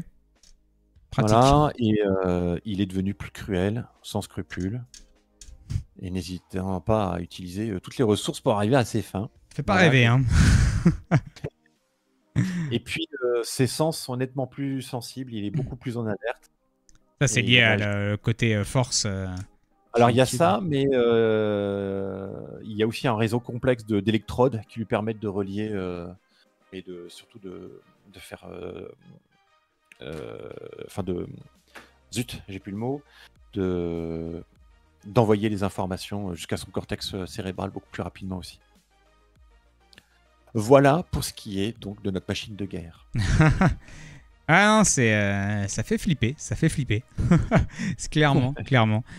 Je voulais lancer un petit sondage là, et ça rejoint un peu tout à l'heure, on parlait du Grievous qu'on avait préféré. Donc hop, je vais me munir de mon petit clavier. Moi, je voulais savoir votre avis dans le chat, et puis à toi, Yarlen. Une série comme on a en ce moment autour de Grievous, alors que ce soit une série animée ou une vraie série avec des acteurs, ça vous inspirerait quoi? Une série sur Grievous? Ouais. Ça pourrait être sympa. Ça pourrait être sympa, que ce soit aussi bien en live action qu'en en animé. Alors, je pense qu'en live action, ça coûterait beaucoup plus cher, puisque c'est... Clairement, ouais. Voilà, tu peux pas avoir un acteur, ce sera forcément de l'image de synthèse, et là, ça va demander beaucoup de ressources. Parce que finalement, dans l'épisode 3, Grievous fait plusieurs apparitions, mais elles sont pas très très longues non plus, quoi. Non, on n'a pas fait le calcul de temps d'écran comme on avait fait pour Boba. Ça coûte cher, donc ouais. Je pense que ça passerait mieux en série animée, d'autant plus qu'aujourd'hui, quand tu vois les dernières saisons de The Clone Wars, la qualité, elle est vraiment au rendez-vous. Hein. Ouais. Visuellement, c'est très beau. Et Grievous, c'est justement un personnage qui permet de te lâcher et de faire plein de choses en termes de dynamisme, en termes de mouvement, en termes de couleurs aussi, puisque différents sabres laser, tu peux t'amuser à ça, au niveau de la lumière et des ombres. Hein.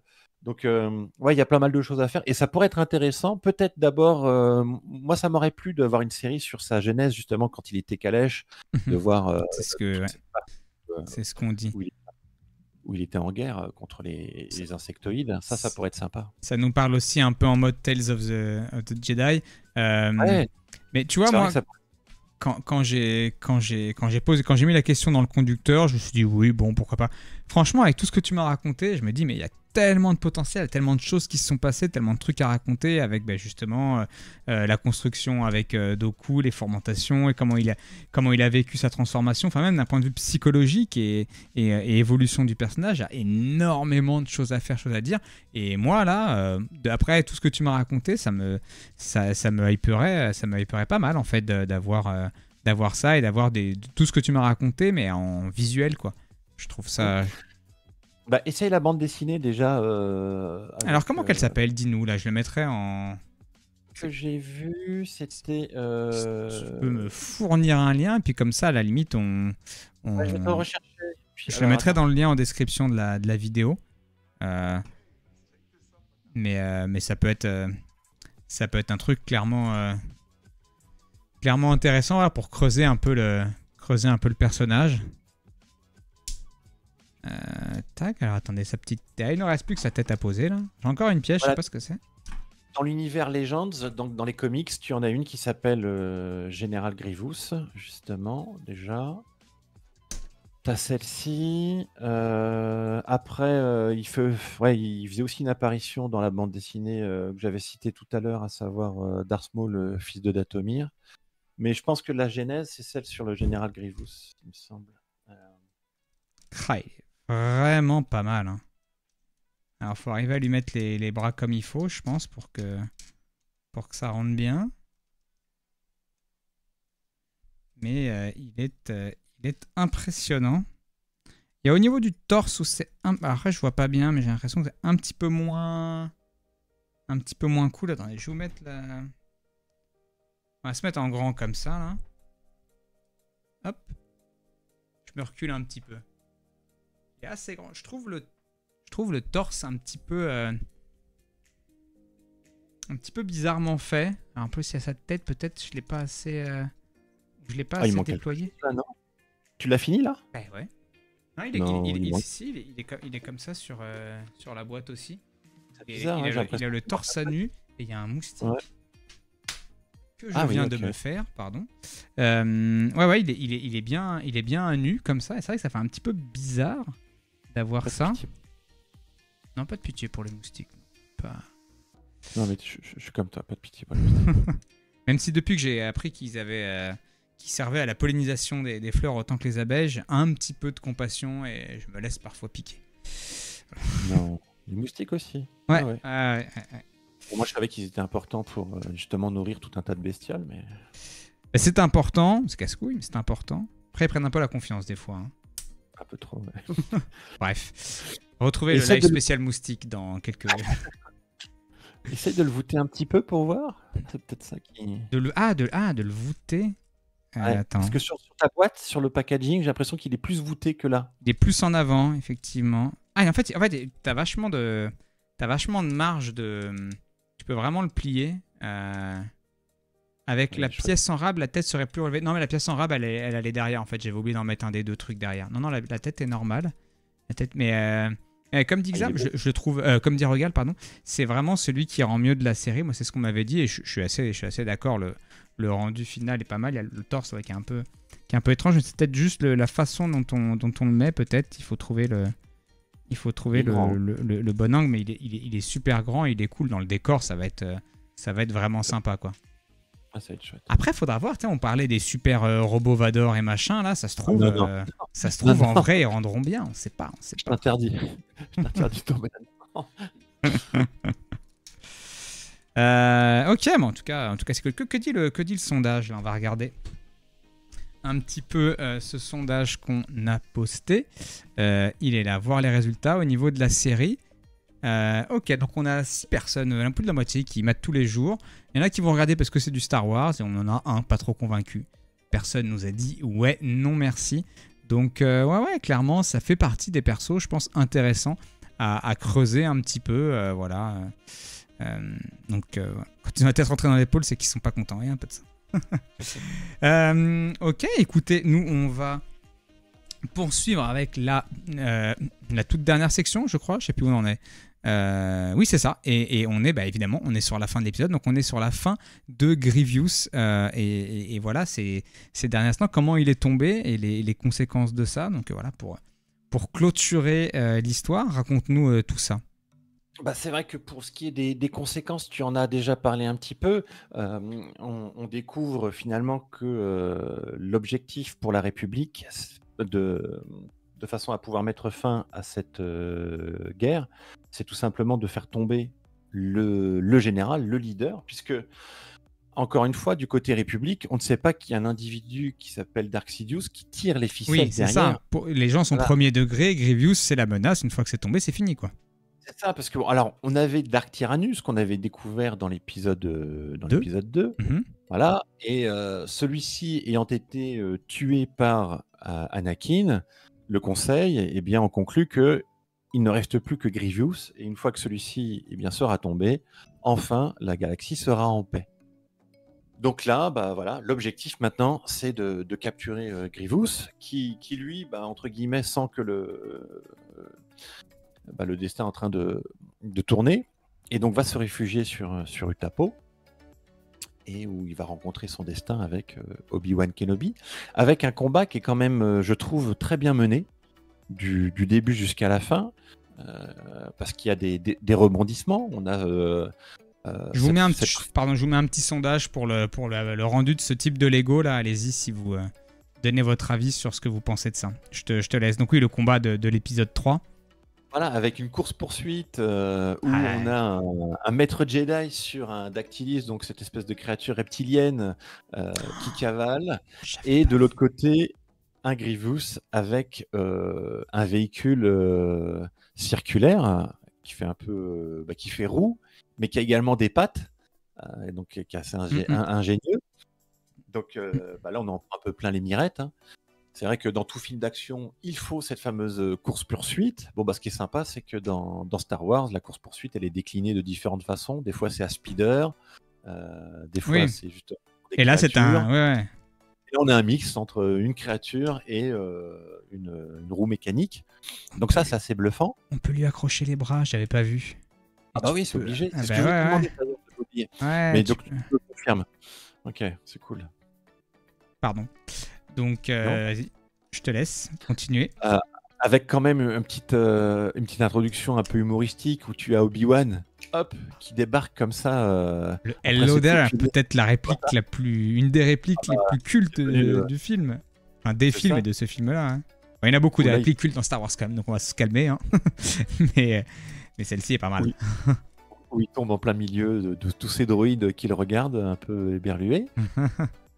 Et après, où on a le combat proprement dit, où là, ils s'affrontent au sabre laser, où Grievous va tenter par tous les moyens possibles de se débarrasser d'Obi-Wan, et où finalement, il va se faire avoir par une ruse, que dans le combat, Obi-Wan comprend qu'il faut qu'il se rapproche de Grievous au corps à corps, et puis il commence à lui ouvrir sa cage thoracique pour exposer sa seule faiblesse, ses organes, qui ensuite va pouvoir les faire griller avec un coup de blaster bien placé.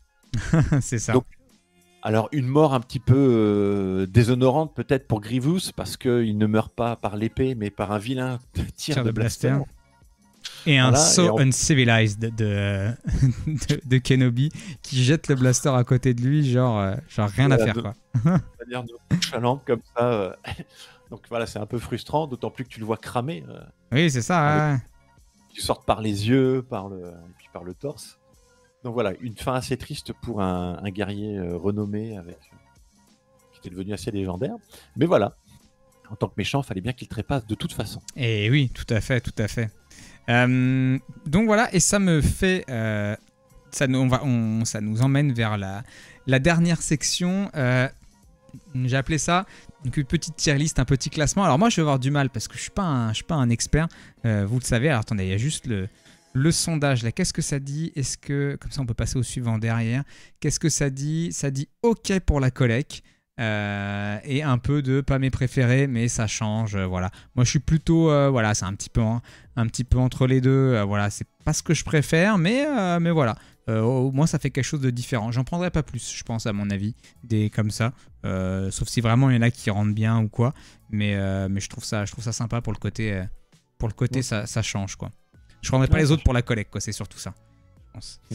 Donc la dernière section, donc petite tier list, et c'est quelque chose, c'était, alors ça va être rigolo, mais c'est les plus belles fuites de Grievous, voilà, c'est les plus belles esquives de combat. On en a quelques-unes dans l'épisode 3, on en a pas mal dans Clone Wars. Alors moi je suis pas un expert, donc je vais avoir du mal à citer ça, mais vous dites-nous là ce qui vous a marqué, là, les scènes dans lesquelles voilà, il a été magnifiquement pleutre. On a parlé un petit peu de celle de l'épisode 3 justement, où voilà, il sent qu'il n'a pas le dessus, paf, un petit coup de je sais pas quoi d'ailleurs dans la fenêtre pour partir dans l'hyperespace pendant que tout le monde est attiré. Lui il peut s'enfuir tout tranquillement et en plus non seulement il s'enfuit, mais il enlève toutes les autres capsules de sauvetage. Voilà. Ça. un homme très sympathique et très courageux. Très machiavélique. Toi, t'as des choses qui te sont restées en tête dans ces... Malheureusement, non, j'ai oublié de réviser ça, mais c'est vrai que je sais que quand je les avais vues, ça m'avait fait mourir de rire pour certaines d'entre elles, où tu voyais vraiment toute la sournoiserie du personnage, mais là, je les ai pas en tête. On nous dit qu'il faut pas oublier qu'il a tué la mère Talzin, c'est vrai qu'il a ça à son actif aussi. Ouais. Cette scène dans Clone Wars.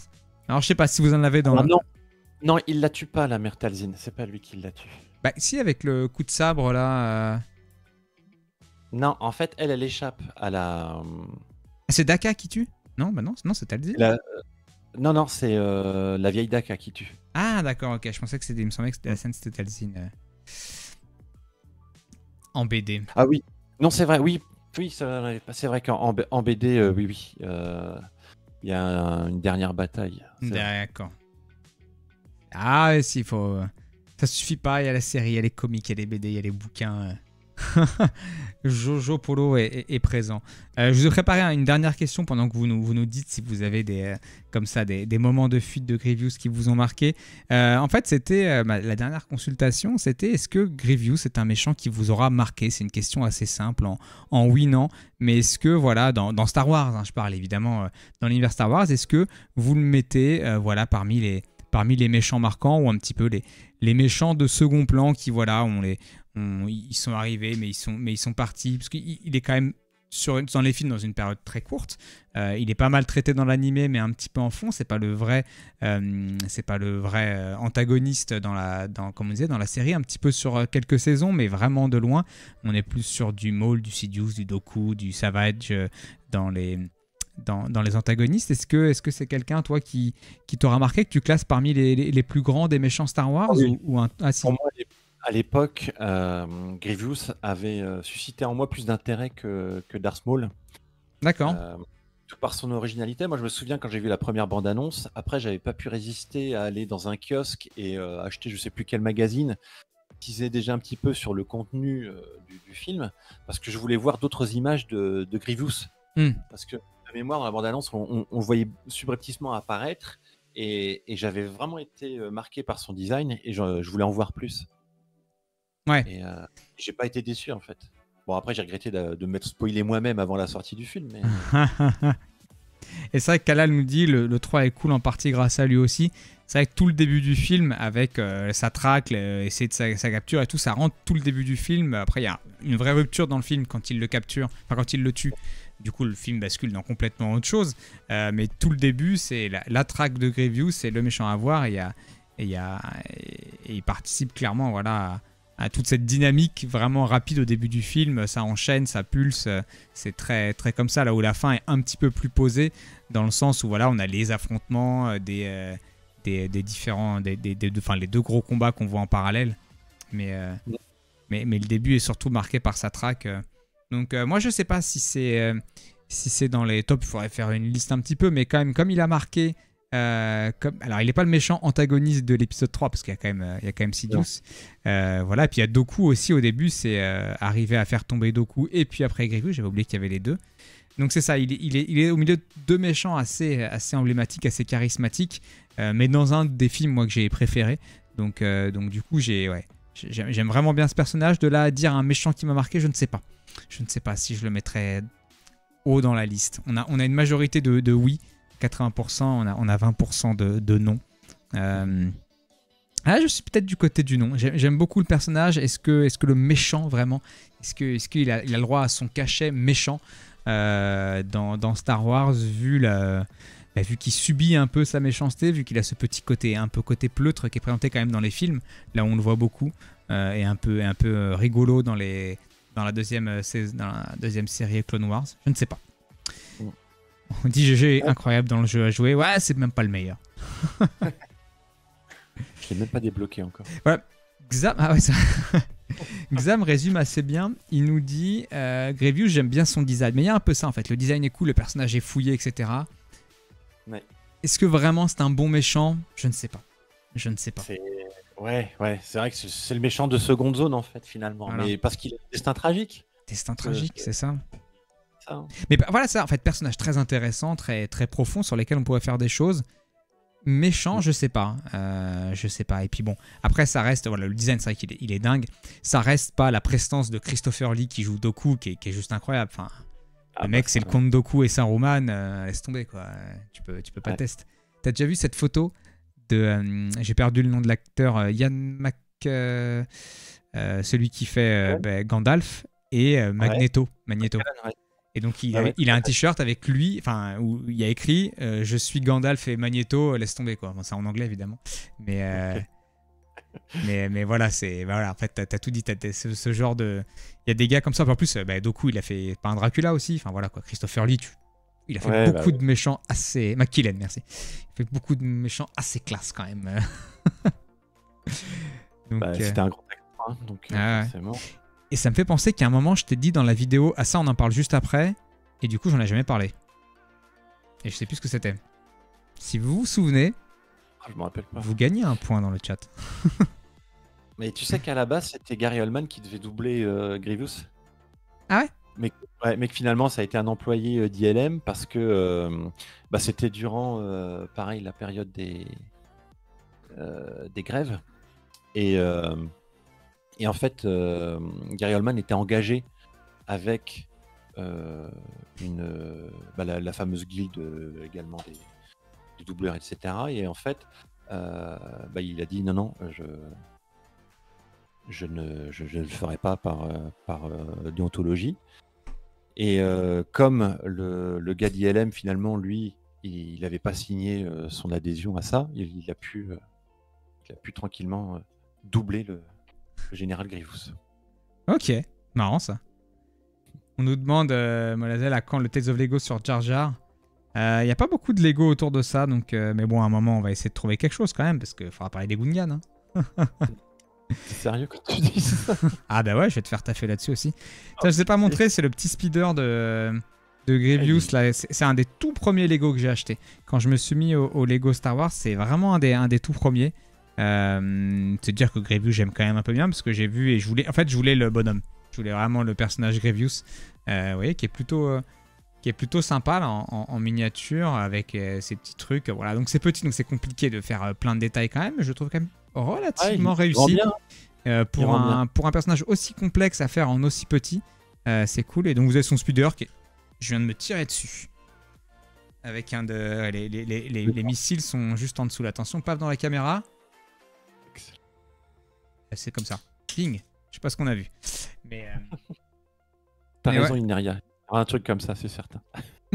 Bientôt moins d'être malade et à fond de jouer. Ouais, c'est ça. Et là, paf, la semaine après, Ewok. Allez hop. Oh, cela dit, le village Ewok, qu'est-ce qui fait rêver? Il coûte 400 balles sur le bon coin, mais qu'est-ce qui fait rêver le village Ewok là? Oh là là là là. Mais bref, nous voilà donc son petit speeder qui est sympa sans plus. Mais voilà, c'était comme souvent, pour le petit bonhomme. Par contre, c'est vrai qu'il y a de la poussière sur ton... Non, pas du tout, pas du tout. Non, pas de quoi tu parles. Arrête, j'ai passé un coup dessus, j'ai essayé d'enlever le max que je pouvais. Si vous avez une astuce dans le chat pour virer la petite poussière qu'il y a entre les trucs, parce qu'autour ça va, mettez un coup de chiffon ou quoi. Ah là, celle qu'il y a entre là, c'est dur. Prends des pinceaux. Des pinceaux. Ah ouais, tu m'as vu là? Tu crois que j'ai le. Toi, t'es bien un Warhammer Painter. Ah ouais. Comme ça que je fais avec mes figurines, j'ai pas le choix. Ouais, je sais bien. Bah, j'ai un pote qui fait ça. Mais je t'avais dit, j'ai un pote, quand je lui ai dit que je faisais des vidéos avec Yarlen. Yarlen Lame de Feu, mais je le connais. Et ben, il doit avoir des pinceaux. Je lui filais mes Lego à laver. Il va être ravi. Ouais, Swiffer et bombe à air, pinceau. Oh là là là là. Bah oui. Exam nous dit j'ai tellement galéré sur les 23 PO que je peux plus les voir. Ouais, je comprends. C'est clair. Et moi, je l'ai même pas encore fini celui-là. J'ai débloqué là, il est 5 étoiles, mais les deux derniers, il faut que je monte encore. Ah ouais, c'est 5... Ah tu vois, la difficulté, elle s'accroît un petit peu au moment. Bah, j'ai vu déjà, j'en ai chié pour le déjà pour le 5. Les... Aïe. Ouais. T'es mal. Mais à l'éponge, hein, ils disent, mais ça me surprend. Ouais, l'éponge, tu l'humidifies un petit peu ton éponge. Ok. On va faire ça, mais ouais. Sur les casques, c'est un peu la... Sur les casques noirs, c'est un peu la misère, la poussière. Sur les blancs, bah forcément, ça passe un peu mieux, mais sur les noirs... Le noir, c'est fatal, la poussière. Non, c'est fatal, ouais. Écoutez, Pierre Avenger, on va pas faire le débat. Avant de terminer. Comment? Je dis, j'ai mon petit quiz, si tu veux, avant de terminer. Je vois l'heure. 5 minutes? Ouais, j'ai que 6 questions. Ça va être rapide. Allez, on se fait le petit quiz pour terminer la tradition. Préparez-vous dans le chat. Alors, petit quiz. Première question. Savez-vous pourquoi le général Grievous s'appelle Grievous, sachant que, comme je vous l'ai dit en présentation, c'est un guerrier Galesh, qui s'appelait Kimaen Jai Shilal. Alors ça, c'est dû à l'anglais? Enfin, c'est un... Non, c'est en... Non, tu l'apprends dans la bande dessinée, je crois. D'accord. Genre, c'est pas un jeu de mots, un truc... Non, c'est pas un jeu de mots. C'est pas un jeu de mots. En tout cas... Et c'est pas... Normalement, c'est pas Doku qui l'a. Ah, moi, je l'ai pas. C'est dû à son passé, en fait, quand il était encore vivant, entre guillemets. Son ancien, lui. Bon, apparemment, je pense que les gens ne l'auront pas. C'est tout simplement en fait parce que Grievous, de son vivant, avait une compagne qui malheureusement a trépassé. Ah. Et par chagrin et par tristesse, il a décidé finalement de changer de nom. Ah, mais du coup, il y a un peu le côté deuil. C'est Grief, Ouais, c'est la tombe, la pierre tombale, non? oui, ouais, c'est ça. C'est ça. Je Ouais, pensais que c'était pour le féliciter. On disait bravo GG. T'es con. C'est pas mal. Ouais, c'est pour ça qu'on dit que voilà, Grievous, c'est un personnage tragique. Hein. Ah bah ouais, non, clairement, l'histoire est triste. Hein. Il veut sauver sa planète, il se fait taper sur les doigts par la République. Non, il a des malheurs dans sa vie. Question suivante. À qui appartenait le premier sabre laser que Grievous a eu en sa possession? Papa. Non, pas Shakti, du coup? Non, pas Shakti. Même s'il a eu le sabre de Shakti. Sifo-Dyas, eh ben oui, malin. Ouais. Bravo Jojo. Et ouais, Jojo Polo qui a grillé Enyria à la casse. Voilà, Sifo-Dyas, exactement. Que Doku avait également gardé. Hein. Il a gardé tout ce qui appartenait à Sifo-Dyas. Ensuite, il a refilé à Grievous. Ses cheveux, ses clés de bagnole, tout. Exactement. Alors, attention. Là, va falloir être rapide. Mais je veux le nom en français. Comment s'appelle le vaisseau personnel? Alors, quand je dis vaisseau personnel, c'est le petit vaisseau dans lequel... Celui que j'ai montré, là? Le speeder? Le monoplace. Voilà. Comment s'appelle le vaisseau personnel de Grievous? C'est pas le Malevolence, là.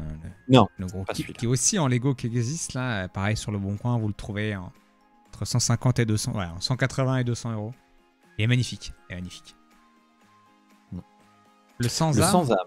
Bravo, Loqual. Exactement. Le petit Malvo. Voilà, exactement. Le Malo de poche. C'est le sans-âme et pour les plus férus, c'est un modèle Belbulab 22. Attention, tu as cité un vaisseau, en effet, le Malvolante, donc en français le Malveillant, que l'on voit apparaître dans la série The Clone Wars, dans la saison 1, où justement le comte Doku confie ce superbe nouveau croiseur à Grievous.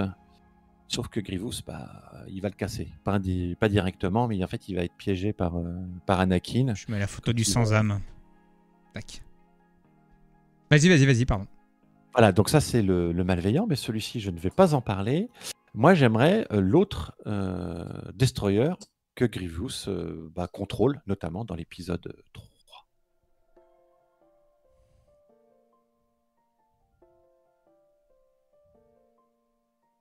Alors là. Bien, Rogald. Très très bien, exactement. C'est la main invisible. Comme le truc d'économiste là. Ouais, c'est ça que ça fait penser, la main invisible. C'est des trucs pour expliquer les marchés, les choses qui se passent où personne ne fait, mais ça se fait. Pour moi, c'est ça. Alors, du coup, les points sont. Non, mais les points sont répartis là. Pour l'instant, il y a un point partout. Voilà. On a Rogald, on a Jojo Polo et on a qui était l'autre? Eh ben, c'était qui? C'était Local. C'était Local. Ah oui, exactement, Local, merci. Pardon, une question. Est-ce que Enyria et Rogald, vous voulez que vous comptez pour un point? Est-ce que vous voulez mutualiser vos points ou est-ce que c'est chacun pour sa pomme? Dites-nous, c'est important. Vas-y, question suivante. Alors attends, 1, 2, 3. Ah bah non, il y en a. J'ai loupé une question. Ah oui, non, la 4e, personne n'avait pu répondre. Oui, c'est ça. Donc, question numéro 5. Quel maître Jedi, Grievous, parvient-il à tenir en otage dans la série The Clone Wars? Je sais plus. Oh là, je suis nul à ces quiz. Je sais pas, ça quelqu'un va l'avoir. Edith Coute. Pas tout à fait, Jojo. Tu y es presque, mais il me faut la bonne orthographe. Non, pas Fisto.